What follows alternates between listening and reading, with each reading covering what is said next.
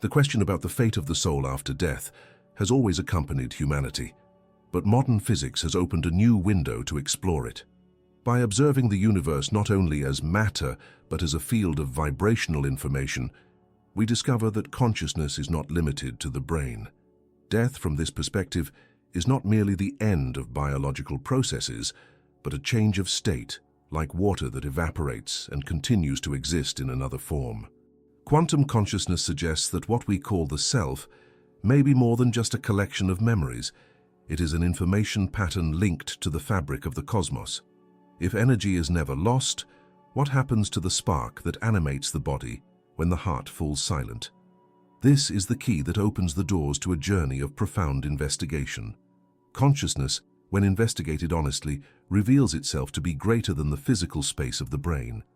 Even though traditional science seeks to locate thoughts within neural networks and biochemical processes, a closer analysis shows that there is a field of experience that transcends biological support. Subtle sensations, non-linear perceptions, and states of expanded lucidity suggest that the mind is not confined within the boundaries of flesh. It is as if we were connected to an invisible network, where each thought and each memory are not merely electrons firing across synapses, but vibrations interacting with a greater cosmic fabric. This idea does not need to be treated as mere abstraction. Experiments in quantum physics point to the interconnection between particles separated by vast distances, responding simultaneously as if they were a single organism. This calls into question the view that the mind is only a product of brain activity. When the phenomenon of consciousness is examined through this lens, evidence emerges that what we call the self can expand beyond the inner space of the skull, like an antenna that receives and transmits frequencies, not restricted to the body. There are accounts of people who, in states of deep meditation or near-death experiences, perceive a kind of dissolution of the boundaries of the self. They describe feeling part of something greater, as if their thoughts flowed within a vaster field, with no beginning and no end. This experience cannot be dismissed as mere illusion, for it produces practical effects: reduced anxiety, clarity of purpose, and a persistent sense of connection with the whole. The expansion of consciousness, therefore, is not just a philosophical concept, but a process observable in terms of its impact on daily life. At the same time, there is a natural resistance to accepting that the mind might exist outside the brain. This arises from a bias inherited from centuries of materialist thought, which associates reality only with what can be measured in a laboratory. However, physics itself shows that what we do not see can deeply influence the visible world. The magnetic field, for example, is invisible, but it guides compasses and defines planetary movements. Likewise, consciousness may operate in subtle layers that escape our current instruments, but are no less real for that. If consciousness expands beyond the body, this has profound implications for our view of death. The end of brain function need not mean the extinction of experience, but merely the shutdown of a specific access point. The body would be an interface, not the absolute origin of the mind. Like a radio station which, when switched off, does not erase the waves still traveling through space, the brain may cease its functions, but the information it tuned into continues to vibrate on another plane. This image helps explain why so many spiritual traditions describe death not as an ending, but as a passage. It is important, however, not to cling to mystical interpretations disconnected from practice. What truly matters is how this understanding changes the way we live. If we accept the possibility that our consciousness extends beyond the body, every thought and every action take on greater meaning, for they are not limited to the private sphere. We are part of a network of subtle influences that touch other people, places, and even the way reality itself manifests. This notion expands responsibility, but also opens a horizon of freedom. To explore this expansion, it is not necessary to adopt rigid beliefs. The simple exercise of self-observation, breathing consciously, already shows that the mind can shift from the whirlwind of thoughts into a state of attentive silence. In that space, the self seems less solid and more fluid, as if dissolving into something greater. This kind of practice works like an internal laboratory, where each person can verify through their own experience that consciousness is not an object trapped inside a biological container. Another essential aspect is to understand that the expansion of consciousness does not mean escape from concrete life. On the contrary, the more this vastness is perceived, the more value simple everyday gestures gain. A conversation, a glance, or an ethical decision cease to be trivial, for they carry resonances that transcend the individual sphere. Expanded consciousness reveals itself as a continuous fabric, where every action is a wave that propagates and sooner or later returns in other forms. When speaking of life after death, it is precisely this expanded field that provides clues. If, even in life, we experience glimpses of a consciousness not limited to the body, this suggests that after biological shutdown it may continue on another frequency. The challenge is to learn to recognize these states while still alive, so as not to mistake the transition for absolute disappearance. The expansion of consciousness beyond the body, therefore, is not merely a metaphysical hypothesis, but a key to investigating the continuity of experience in a practical and honest way. It is not about proving something definitively, but about opening space for observation, recording, and personal transformation. Each person who dares to cross this inner boundary discovers that there is much more than the physical eye can perceive, and it is precisely this discovery that prepares the ground for understanding death not as an end, but as a passage to another level of reality. Death has always been one of the greatest enigmas of human experience. Seen through the materialist perspective, it is the end of the body's functioning and, consequently, of the mind. However, when reinterpreted through the lens of quantum consciousness, it ceases to be understood as a final point and comes to be seen as a transition of reality. This view does not eliminate the biological aspect, but broadens understanding beyond what the senses can record. Just as a traveler changes vehicles during a long journey, the human being may abandon the physical body without losing the essence that animates it. The analogy with physics helps make this idea more concrete. When energy changes state, it does not cease to exist. Ice that melts does not disappear. It simply transforms into water and then vapor. Consciousness, when separated from the body, may follow a similar movement. What we perceive as death may simply be the passage to another form of manifestation, imperceptible to outside observers, but real to those who cross that threshold. This perspective transforms the fear of ending into curiosity about continuity. Spiritual traditions have always intuited this movement, describing death as crossing, rebirth, or returning to a place of origin. Contemporary physics, in exploring the concepts of information fields, reinforces the possibility that life does not end with a heartbeat. The body is a highly organized system that collapses when it loses coherence, but the information that structured it may remain active in another dimension of reality. If the universe functions as a quantum web where nothing is lost, then death would not be a loss, but a redistribution of what we call the soul. This change in perspective also forces us to face death in a less absolute way. Many accounts of people who have been close to that moment speak of a shift in perception, as if passing through a portal into a broader state of consciousness. They describe sensations of lightness, unity, and liberation, in stark contrast with the traditional view of darkness or annihilation. These narratives suggest that, when disconnecting from the body, the mind may tune into a new frequency, as real as the physical world, but accessible only in that stage. The fear of death arises mainly from the illusion that we are only body and memory. When we identify exclusively with this set, any threat to the body feels like total threat. However, by understanding that consciousness is greater than the biological vessel, death comes to be seen as transformation. This does not eliminate the pain of loss or mourning, but it provides a different basis for dealing with them. Instead of imagining the extinction of those who have departed, we can conceive of a transition to another layer of reality, where experience continues in new forms. Curiously, there are signs that this transition does not occur abruptly. Research on people in clinical death states indicates a kind of continuity of consciousness for a few moments, as if the mind were preparing for the shift. This period can be understood as a corridor between worlds, in which perception begins to disconnect from the body while still maintaining a bridge with the previous dimension. This interweaving resembles the quantum phenomenon of superposition in which a particle exists in two states until an event defines its new condition. Thinking of death as a transition of reality also opens up a new relationship with time.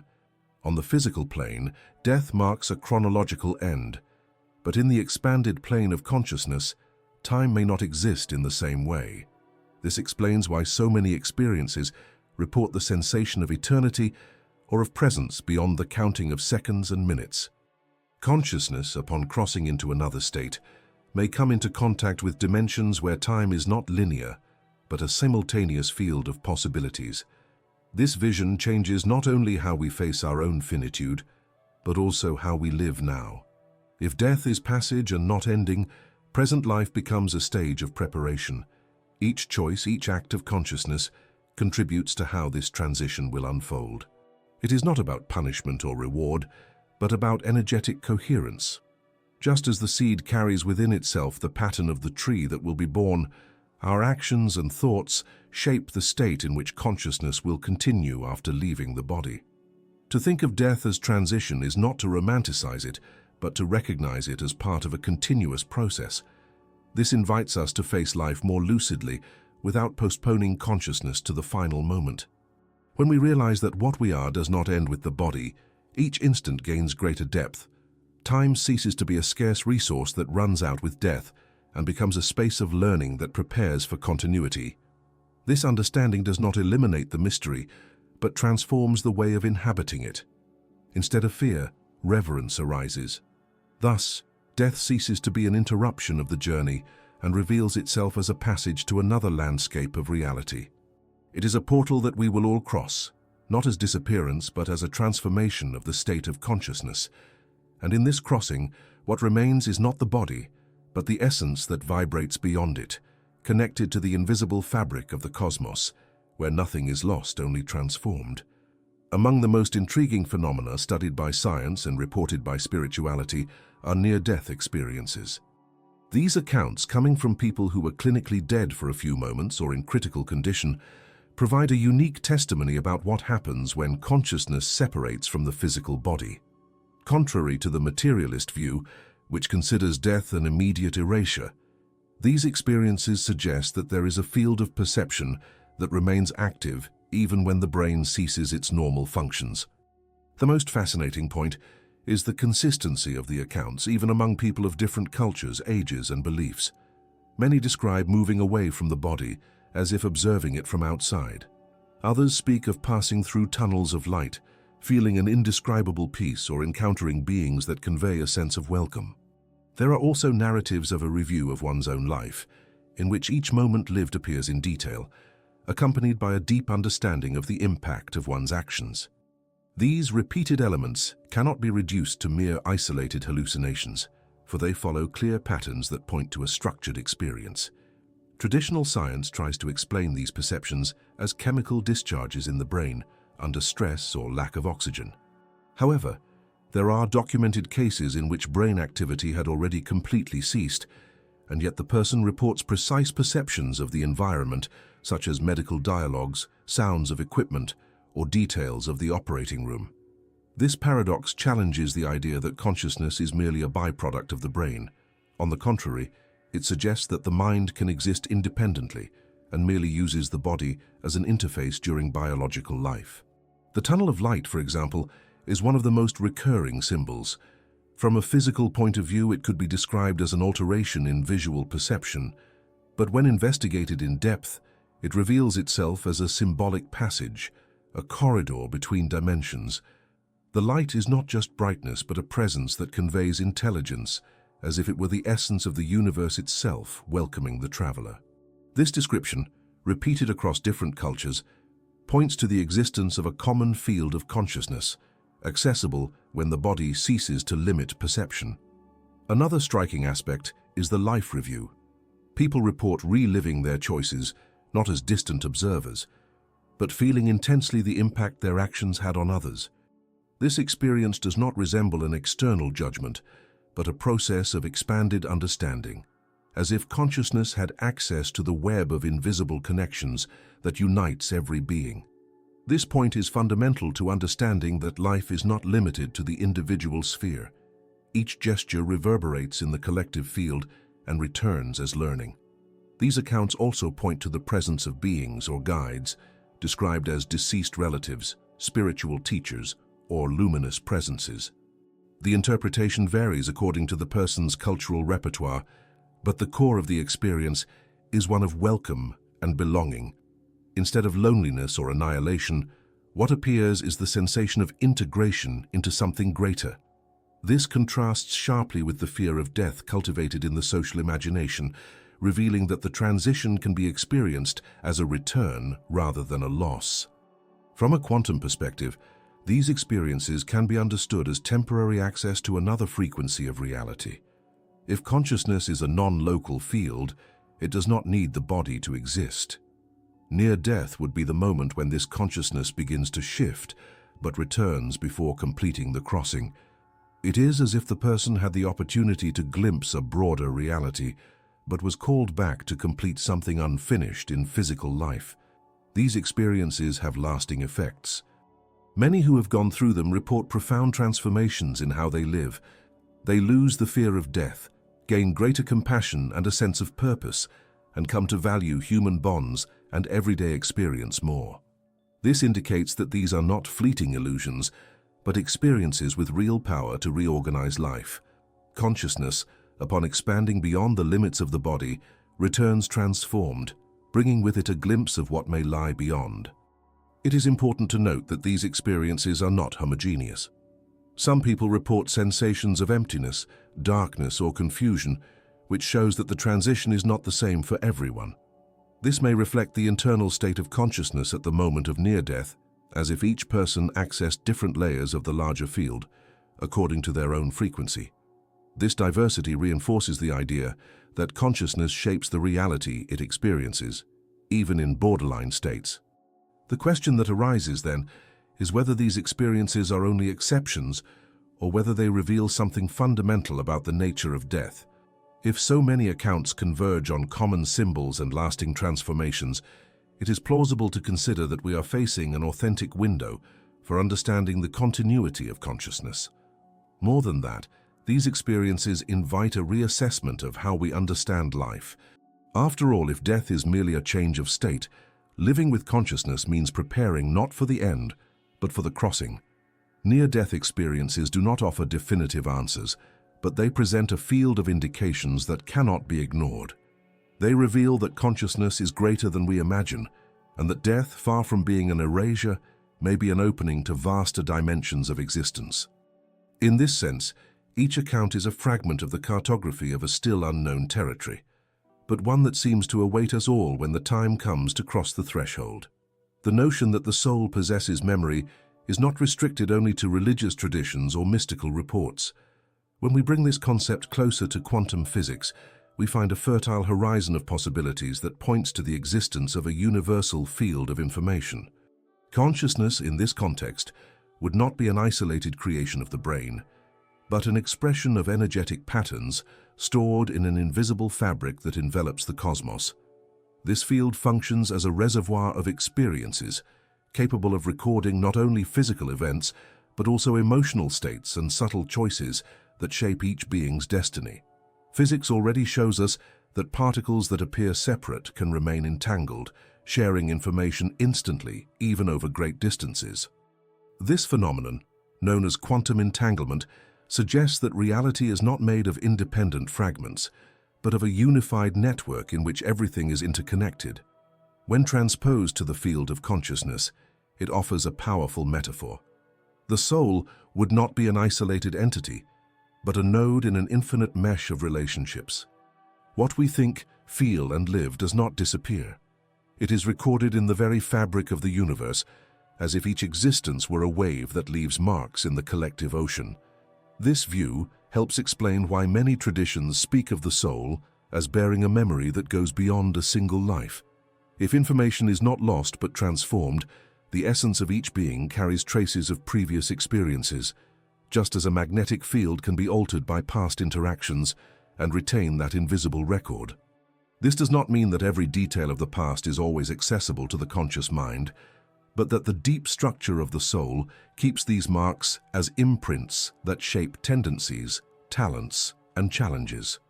Many people report spontaneous memories of situations they never lived in this life, as well as abilities that arise without a logical explanation.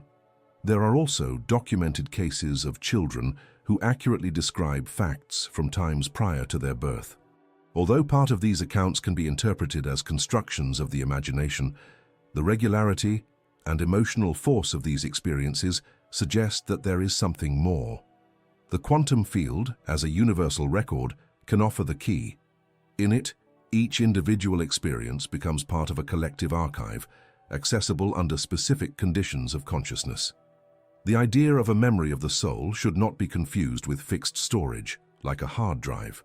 It is a dynamic process in which each experience resonates and influences the larger field.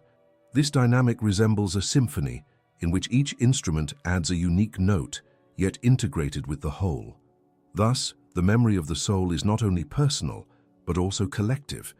Each individual action contributes to the melody of the whole, and the whole, in turn, influences the individual.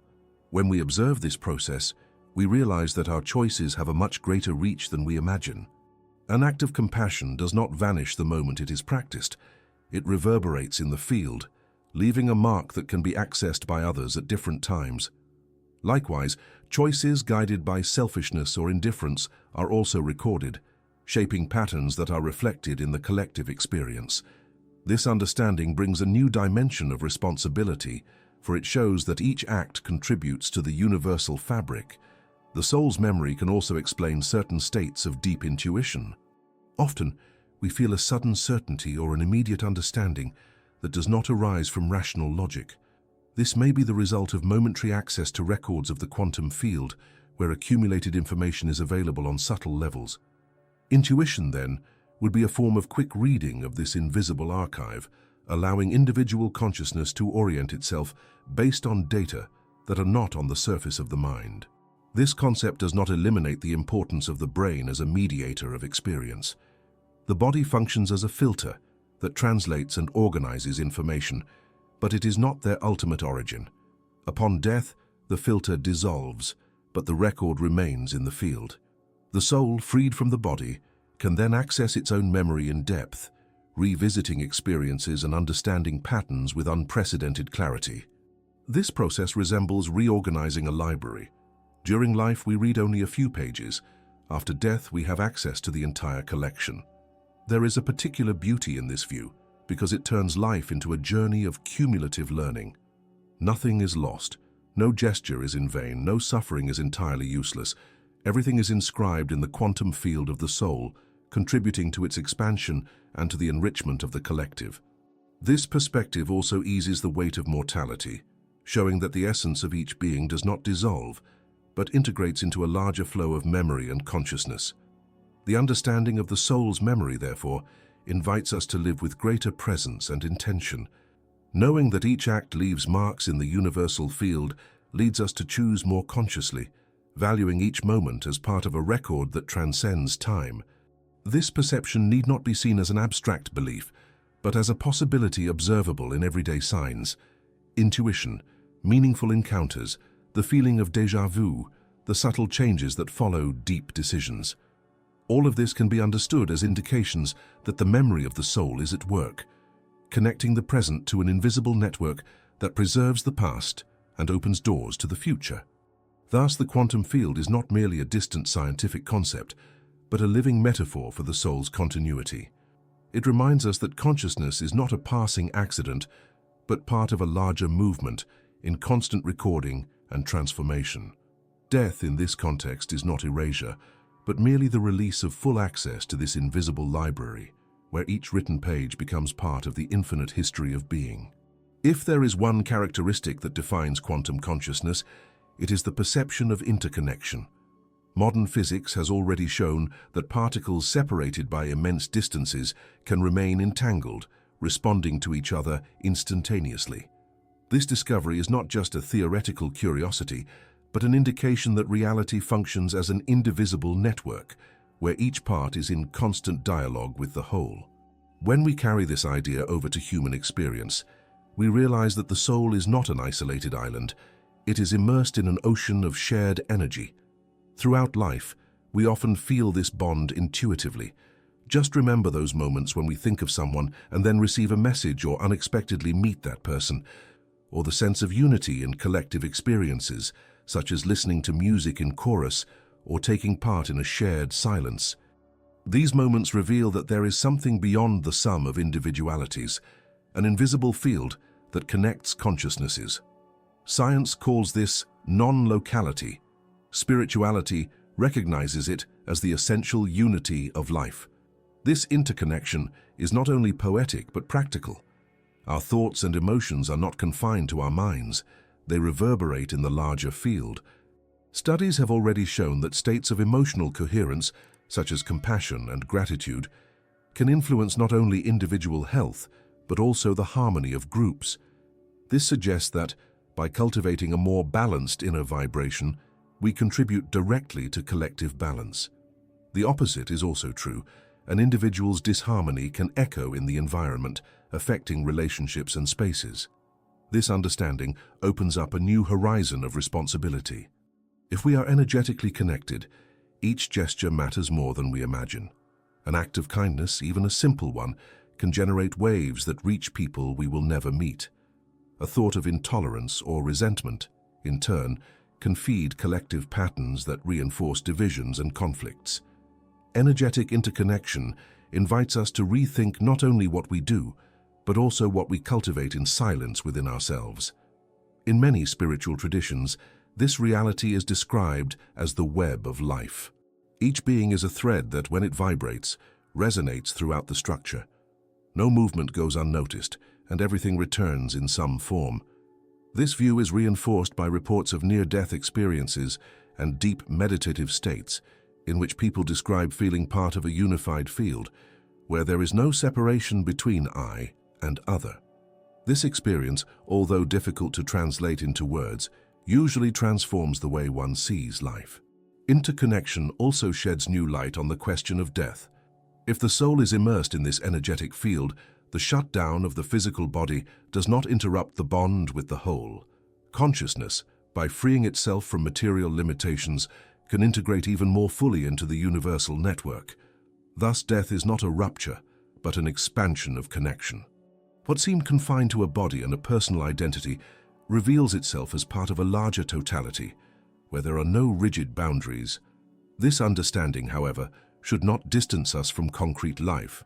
On the contrary, it should deepen the way we live the present. When we understand that every word, every thought, and every silence has an impact on the collective field, we begin to live with greater attention. This awareness transforms daily life into a space for spiritual practice. By choosing kindness over indifference, listening over haste, we are modulating not only our own energy, but also that of the world around us. A fascinating aspect of energetic interconnection is that it can be experienced directly. When we quiet the mind and open ourselves to the perception of the moment, we feel the boundary between inside and outside dissolve. The sound of the wind, the breath, the movement of people around us seem to form the same dance where there is no real separation. This experience requires no belief, only attention. It is like tuning into a station that has always been available, but which we ignored for lack of practice. Awareness of interconnection also prepares us to deal with life's uncertainty. When we perceive that we are part of a larger whole, we do not need to carry the weight of difficulties alone. There is an invisible support network, composed not only of people, but of the universal field itself. This trust does not eliminate challenges, but changes the way we face them.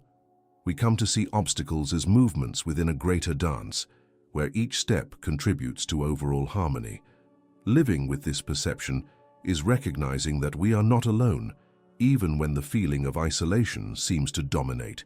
Each gesture of openness, each choice of love, strengthens the threads of the web. And each time someone awakens to this reality, all of humanity benefits. After all, in a field where everything is connected, the transformation of one is also the transformation of the whole. At bottom, energetic interconnection is not a distant theory, but a daily practice that is expressed in how we think, feel, and act. It reminds us that every instant is an opportunity to align our vibration with the rhythm of the universe. This choice, made repeatedly, has the power to transform not only an individual life, but the collective destiny of humanity. And since we are reflecting on this invisible network that unites us, I want to propose something simple to you who have come this far. Like this content and write the word unity in the comments. This small action creates a symbolic wave, making visible how we are connected. Each comment will be like a thread vibrating together, reinforcing this collective awareness that we so urgently need to expand. The idea of reincarnation, present in various spiritual traditions, has often been interpreted as a simple cycle of birth and death, in which the soul returns to different bodies to learn lessons or settle debts. However, when placed in dialogue with the quantum perspective of consciousness, this notion gains renewed depth. Reincarnation ceases to be merely a religious dogma and presents itself as a process of informational continuity, in which patterns of consciousness reorganize into new forms of life. In physics, nothing is lost. Energy and information do not extinguish, they only change state. If we apply this principle to consciousness, we can imagine that when the body ceases to function, the information that composes the soul does not disappear, but finds new conditions for manifestation. This movement would be similar to a wave that is never destroyed, only transformed as it interacts with different surfaces. Each life, then, would be like a unique expression of this continuous wave, which carries previous records with it in subtle layers. The concept of quantum continuity helps explain why so many people report memories or inclinations that do not seem to originate in this life. Innate talents, inexplicable fears, or deep affinities can be understood as echoes of experiences stored in the field of consciousness. These traits would not be mere genetic accidents or coincidences, but marks of a continuous flow of learning that extends beyond a single existence. Just as DNA holds inherited biological information, the soul carries impressions of past journeys that emerge in different contexts. There are reports of children who, from a very early age, describe previous lives in rich detail, mentioning places, names, and events that later are confirmed in historical records. Traditional science still resists accepting such evidence, but it cannot completely dismiss it. When seen through the lens of quantum continuity, these memories do not seem so impossible. They would be spontaneous accesses to a universal database in which consciousness keeps its experiences stored over time. This understanding also changes our relationship with the purpose of life. If each existence is part of a continuous sequence, what we do today does not end with death. Each choice, each learning, each transformation is inscribed in the field of the soul and shapes the foundations for the next expression. This does not mean that we live in a mechanical cycle of repetitions, but that we have the chance to continually refine consciousness, integrating layers of wisdom that cross time. Reincarnation from a quantum perspective is not limited to a literal return in another body. It can be understood as a reorganization of the energy pattern that composes the being. Instead of a fixed identity that repeats itself, what remains is the flow of information, which finds new forms of expression. It is like a melody that, when played on different instruments, maintains its essence but takes on different timbres and nuances. Each life is a singular version of this same music, in constant evolution. This process of continuity also points to a deeper ethics. If consciousness persists beyond a single life, our choices have a much greater reach than we imagine. The suffering caused to others does not dissolve into oblivion, just as gestures of love and compassion are not lost. Everything returns, not as external punishment, but as a natural resonance of the field of consciousness. What we cultivate comes back to us in different forms, inviting us to learn and transform. The idea of quantum continuity also offers comfort in the face of the death of loved ones. If we understand that the soul does not disappear but continues in flow, separation becomes less definitive. We can conceive that on some level we are still connected to these consciousnesses, sharing the same universal network. This perception does not eliminate the pain of physical absence, but brings a serene confidence that the deepest bonds are not broken by death. They only transform, awaiting new encounters in other forms and times. It is interesting to note that this view of reincarnation does not require blind belief, but can be approached as a hypothesis for investigation. By observing our own tendencies, intuitions, and recurring challenges, we can regard them as clues to a larger history of the soul. This perspective broadens our understanding of ourselves, revealing that we are more than biography and circumstance. We are continuity. Each life is a chapter in a narrative written in dimensions broader than we can imagine. Reincarnation and quantum continuity, seen in this way, are not promises of personal immortality, but a recognition that essence is not exhausted. Consciousness, as it passes through different forms, weaves a tapestry of experiences that enriches not only the individual, but the collective field. Each existence contributes to the expansion of the whole, as if life were a great orchestra in which each soul plays its part, creating harmony and learning for the totality. This view invites us to live with greater presence and responsibility. If each act resonates beyond this life, there is no gesture too small. Every word and every choice are part of a current that will carry on, influencing not only personal destiny, but also the flow of universal consciousness. Reincarnation, understood through the quantum lens, is less about returning and more about continuing. Continuing to learn, continuing to vibrate, continuing to expand toward a state of greater clarity and unity. Quantum physics introduced to the world a surprising notion. Reality does not present itself as a fixed block, but as a field of possibilities that only organizes when observed. This so-called observer effect suggests that consciousness plays a fundamental role in defining what we call real. If we apply this perspective to life after death, an intriguing hypothesis arises. Consciousness, upon freeing itself from the limitations of the body, could continue to observe and therefore to shape reality on new planes of existence. While alive, our observation is mediated by the physical senses, which filter and limit the scope of experience.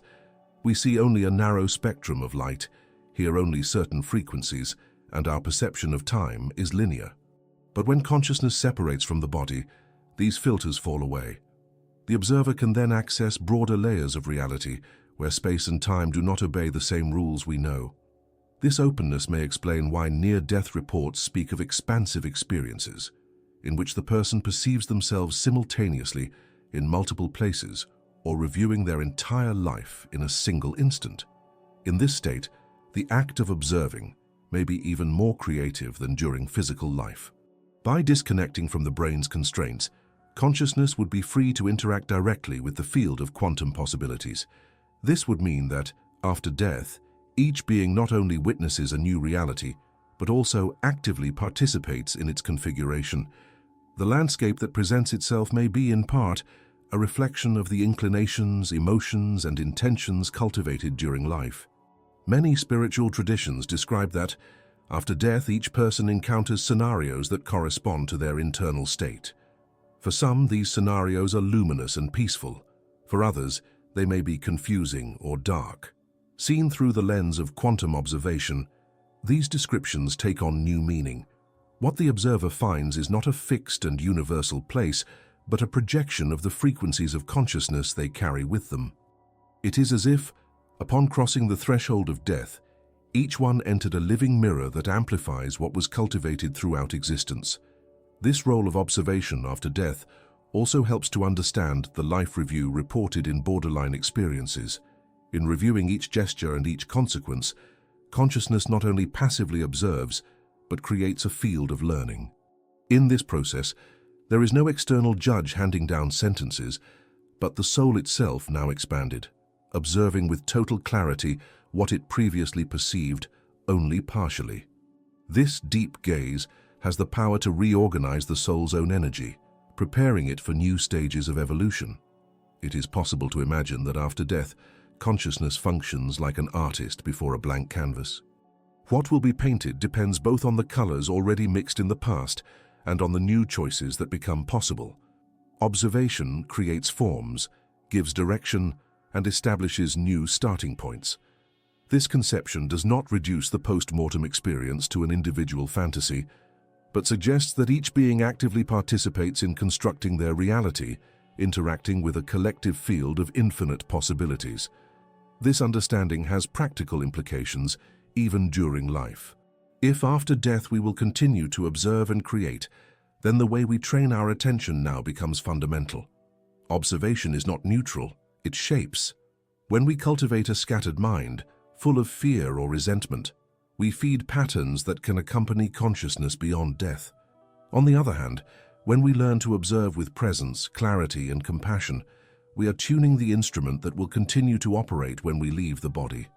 This point reinforces the importance of mindfulness practices, meditation, or simple moments of silence in daily life. Each instant in which we observe without judgment, merely registering life as it is, strengthens the capacity of consciousness to remain lucid in subtler states. It is like training night vision before entering a dark forest. The better prepared we are, the less fear we will feel when crossing. By considering the role of observation after death, we understand that it is not a passive phenomenon, but a creative force that accompanies the soul. Just as the observer influences the quantum experiment, consciousness shapes its own crossing.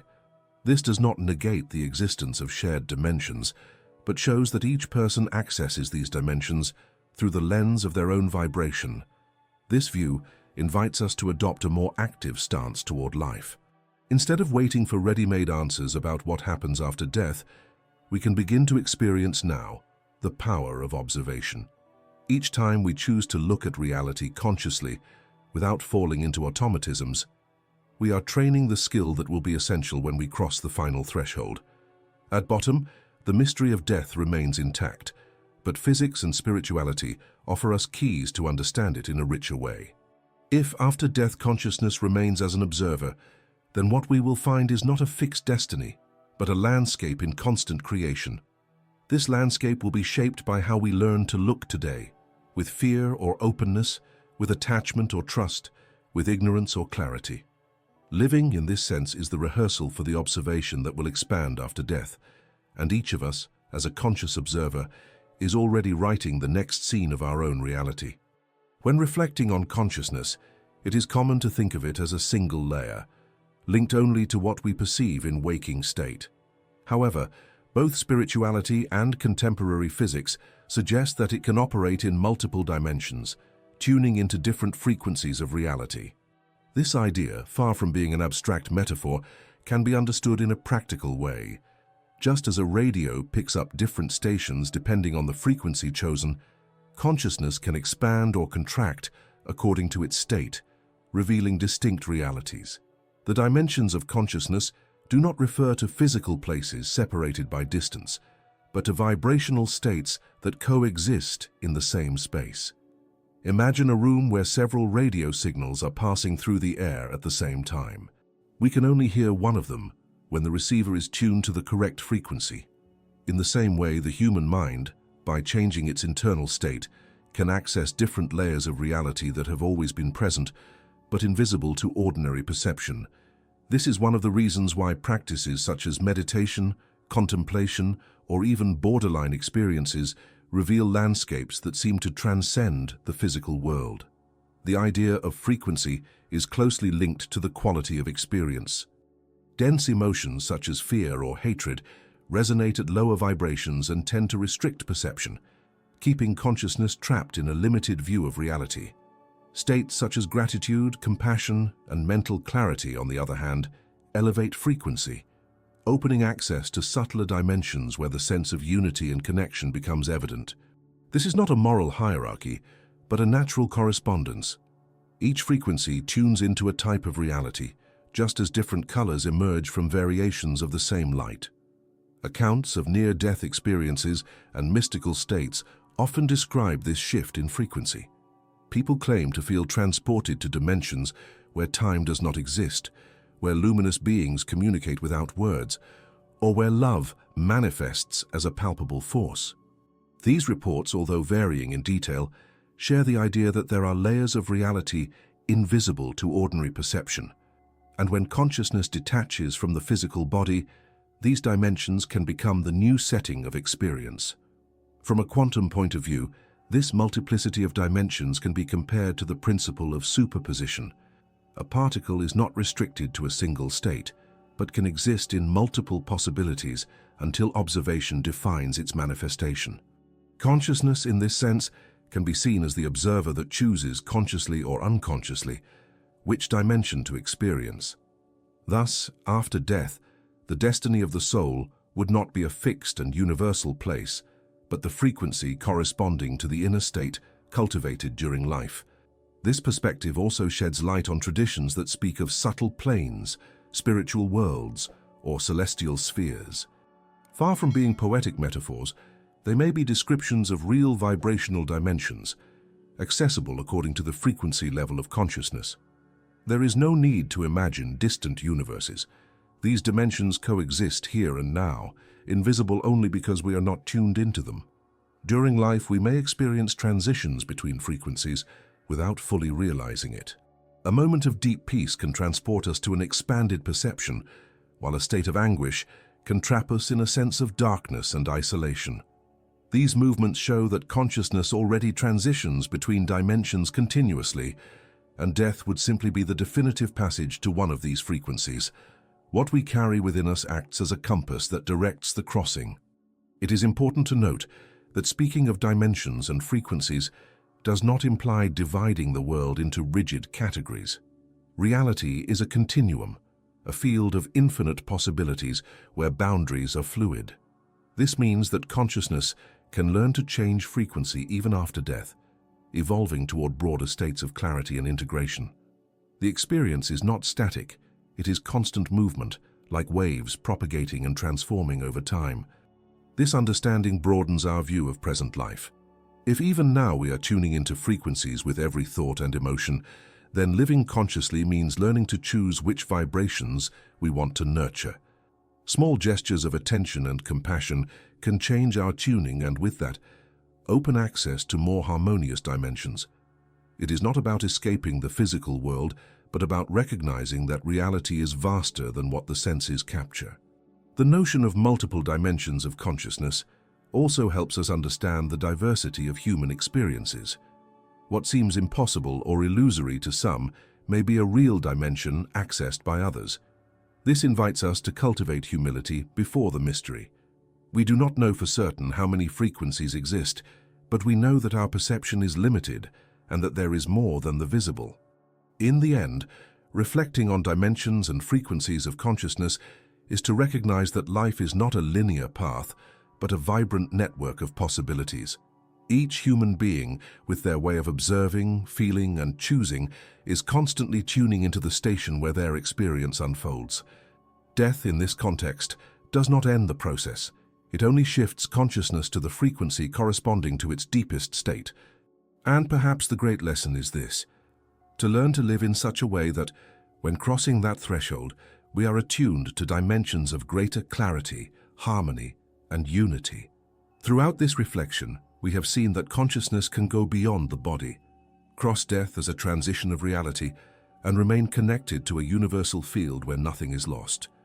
The soul, understood as living information, continues to vibrate at frequencies that shape new experiences, revealing that death is not an end, but continuity. This vision invites us to live with greater clarity and responsibility, knowing that each gesture leaves marks on the whole. If you made it this far, write the words "living consciousness" in the comments to show that you followed until the end, and subscribe to the channel if you want more content like this.